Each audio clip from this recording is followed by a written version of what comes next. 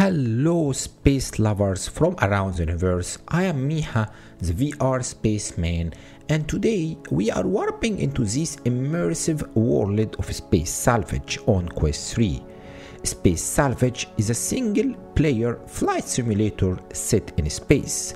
I am so excited to share my review after spending almost 8 hours in the game. So what is the game really about and is it really fun? Let's dive in and see. In Space Salvage, you are an employee of the Spacesalvage Corporation.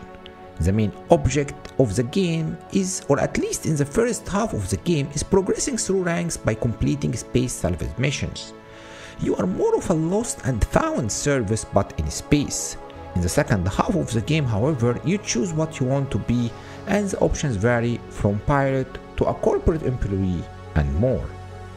The game core mechanics is all about skillfully maneuvering your space pod in space. The gameplay is seamless. You use a stick to rotate and angle your pod with your left hand, and you control the speed of your pod with your thruster in your right hand. The game is hard in the start with a little bit of slow burn, but with more experience and when you get the hang of it, it becomes much more easier and much more fun. Slowly, you get more stuff to play around in your pod, like a fire stick or a laser to grab stuff with and more. Unfortunately, there is no option to swap the thruster and the stick, which bothered me in the start, but I got used to it easily.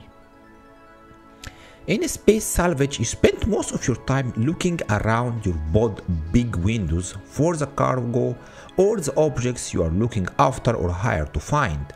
It's really an enjoyable experience. If you like fleeting or floating alone in space, you'll probably like Space Salvage. But space is dangerous and there are plenty of surprises that you will face in every mission. The game has its fair share of combat, which is okay but really basic with minimal effects. Combat is all about slowing down to rotate and face the enemy drones and shoot them before they shoot you. Sometimes you may try to escape them, but I found the best approach is to just shoot them. The pod, your home, is where you spend most of your time in the game. It's really very well designed. There are gauges everywhere, from pod hull strength to fuel, time you spent in space, mission objectives, and there is a lot of buttons and controls and gauges, and they increase the more you unlock new upgrades to your pod. There is even cool cosmetics upgrades that you can buy, and they will make the pod feel much more fresh and completely new when you change the colors. Jobs give you credits based on your score in completing them, and there is a nice progression system with rank upgrades, pod upgrades, and some of these upgrades are more useful than others, so be carefully before spending your credits. The most important upgrade I think is getting the object scanner that will allow you to find the stuff you are looking for, but you can pick and choose based on your actual needs and experience. The pod big windows made me enjoy the many space biomes in the game. The one biomes that have big planets are my favorite, but everyone is more beautiful than the other. Additional to the background biomes, there are asteroids, space debris, stations, portals, and much more that you will discover in your journey. There is little actual physics or gravity or object movements, but it's a very unique experience still. When it comes to graphics, the game is arcade style with 80s retro approach to color and effects. I wish the game pushed the Quest 3 a bit more. The textures and effects are really basic, especially for combat, and could improve. Asteroids also looks a little bit ugly, some of them, but some are very beautiful. Otherwise, anyway, the actual space environments are really beautiful, and the Space Salvage Core hub, where you accept missions and you teleport to after you complete the missions, is so alive and very well implemented. You actually feel you are in a hub, in a space station in space. Space Salvage story is really interesting. I enjoyed it and I liked it. You pick your side in the story. Every side have a different ending and mission path. you would Would you prefer to be a freedom fighter, work for corporation, or more? It really increases the game reliability a lot and make you a bit in control of the ending. From performance, the game runs smooth on 90 FPS on Quest 3 plus PC. I did not try it on a standalone, but it's very light graphics and I think it should be running smooth without an issue. When it comes to voice acting and sound, I think the voice acting is really good in the game.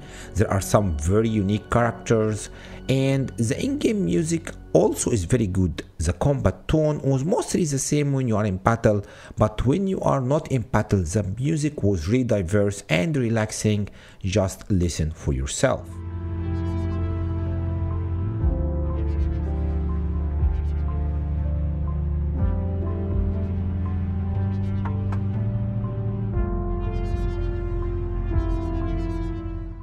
Spacesalvage really surprised me.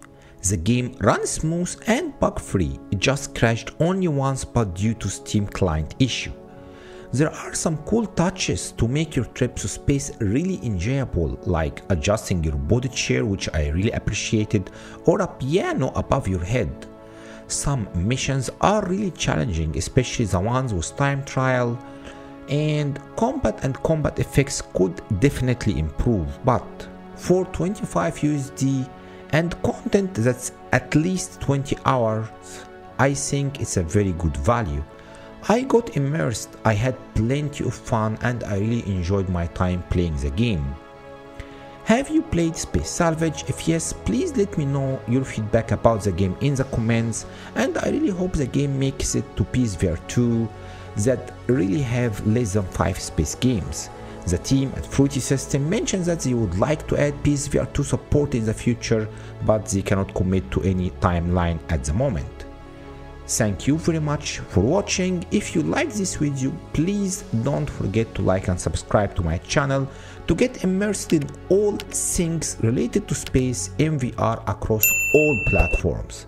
So, until your next time, I hope you found this helpful. May your trips to space be filled with wonders, joy, and discovery as mine.